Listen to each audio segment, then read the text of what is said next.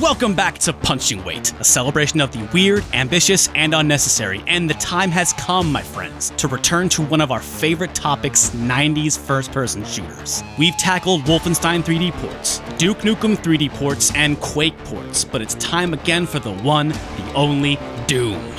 Yes, this is not the first, nor will it be the last time we talk Doom here on Punching Weight. Previously, we covered the 32X, Super Nintendo, and Game Boy Advance ports, so head on over to that video if you need to get caught up. Otherwise, buckle up, because it's time to jump back into one of the main inspirations for this show in the first place. This is Doom Console Ports Part 2. And before we start, we just got Stop Skeletons from Fighting pins. Yes, accessorize your life, look as rad as possible with these new pins now available at Fangamer, link below. All right, on with the show.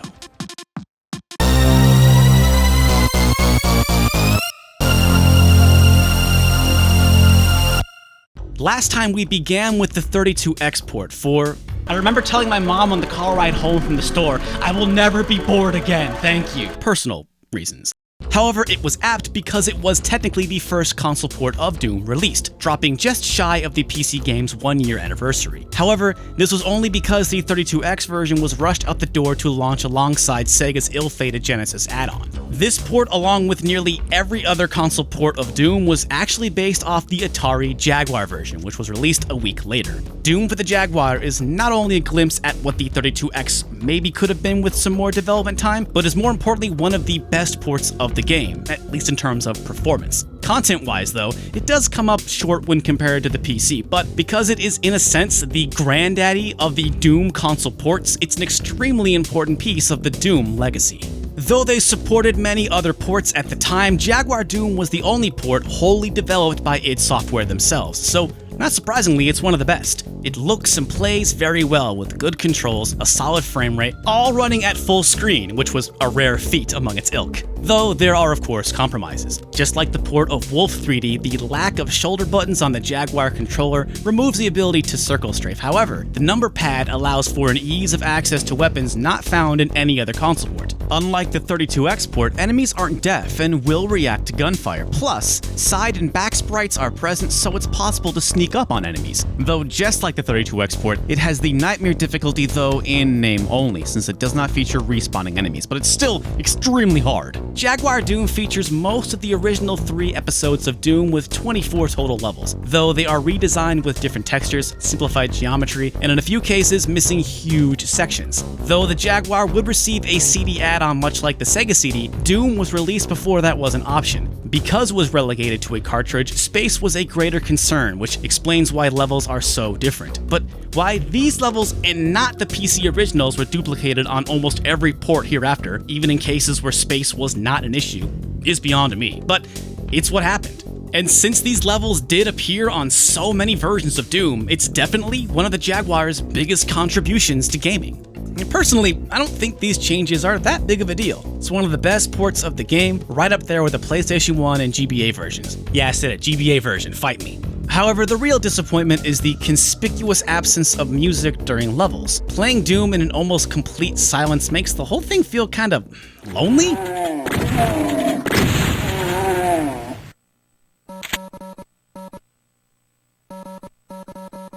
Though nothing says you can't put on a Cannibal Corpse CD in the background to lighten the mood. Still, this omission had me scratching my head. Fact is, the Atari Jaguar was difficult to develop for, just one reason why it failed to be a true contender to the SNES and Genesis. Though the console itself was marketed as gaming's first 64-bit system, which, by the way, is debatable, Atari struggled to find third-party support for the system, which, when coupled with a very thin output from Atari's internal development team, meant that the library boasted only about 60 games. One of the reasons Jaguar Doom doesn't have music during its levels is because id used the Jaguar's DSP coprocessor for things like collision detection instead of one of the things it was specialized to handle, music. That's why songs only appear during the Carnage reports at the end of levels. A lot of developers ended up using workarounds like this on the Jaguar, though Doom is notably the only Jaguar game without music.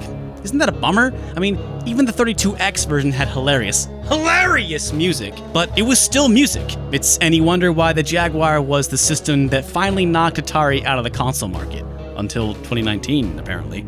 One saving grace for Jaguar Doom, though? Multiplayer.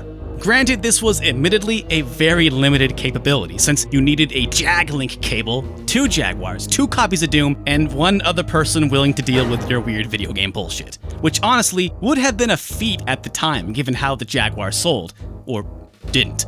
Since I've never had the pleasure, I can only go by what I've read online, but it appears that it has an unstable co-op feature but a very solid deathmatch. Still, for a version released in 1994, it's a very impressive addition. Despite the odds, Jaguar Doom is a fine port, and just a heads up, without a doubt the best version we're going to be looking at in this episode. Our next port of Doom is nothing short of a bona fide gaming miracle. Not because it's a good port, it's not, it's objectively one of the worst. Despite releasing a year after and without the storage limitations of a cartridge, 3DO Doom features the same truncated levels as the Jaguar port and runs so terribly the full screen option was hidden by a cheat code. But the story behind this game, oh boy, that's the amazing part. Because while it is terrible, 3DO Doom was made in spite of extremely tight circumstances and jaw-dropping incompetence. A quick refresher, the 3DO was a CD-based system and, like the Jaguar, was a flash in the pan. The hype surrounding it was intense, and promises of cutting-edge technology and low royalty rates captured the imagination of many developers at the time, like Steven Spielberg's Universal Studios, Kenji Eno's Warp of D fame, and Randy Scott's Art Data Interactive. Don't worry if that last one seems unfamiliar to you.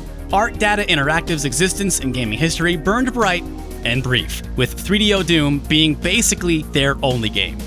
Poor Randy thought that porting a game came down to taking a commercial copy and just copy-pasting it into a new system. So, before even contracting a development team to make the actual game, Art Data Interactive went overboard in the press, promising new weapons, new levels, an FMV story for Doom Guy that included a girlfriend, and on top of this, a release date of Christmas 1995. Again, this is all before actually starting development on the port. In fact, even after the game started its tortured development, they had an amazing spin about the lack of full screen. Randy Scott claimed in a Japanese interview that the 6 screen sizes were a feature rather than a drawback, saying the game had an exclusive 6 levels of speed. For the record, the full screen code was added by the developer in anticipation for the 3DO upgrade, the M2, which never happened. The impossible task of creating this port fell to one lone unfortunate soul, Rebecca Heinemann, aka Burger Becky, who, by the way, ain't no chump. She also was responsible for the amazing 3DO port of Wolf 3D, as well as Out of This World and Killing Time. She started work on Doom in the fall of '95, and she knew she was in trouble when, instead of source code, she was given JPEGs and commercial discs of the PC version and told, okay, make it work.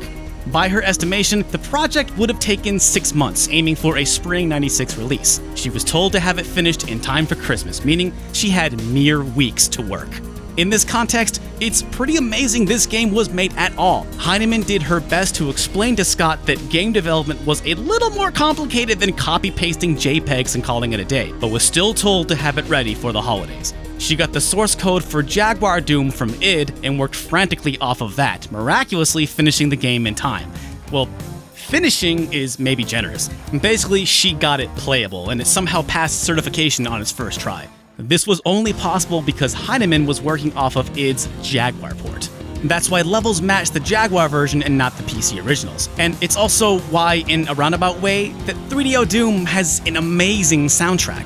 Heinemann didn't have time to program the music herself, but the 3DO was a CD-based system and asked for a version of the songs that she could just digitize. Turns out that while Randy Scott was maybe not the sharpest businessman, he was a pretty decent musician, and he recreated the soundtrack with the band in his garage. It's clear Scott and his cohorts have legit musical chops, but we're not extremely familiar with Doom. It results in a somewhat loose interpretation of the iconic soundtrack, one that's not slavishly devoted to the original compositions like a fan cover would.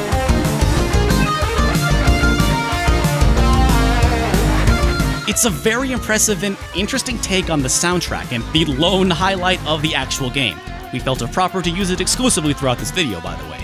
So, to wrap it all up, yes, this version is trash, but it was made largely by one person in a staggeringly short time against impossible odds. Frankly, it had every right to completely crash and burn, and it's a miracle that it didn't. Upon release, 3DO Doom reviewed terribly, sold even worse, and took Randy Scott's video game career with it. Though, it gave us an incredible soundtrack and an almost official love interest for the Doom Marine.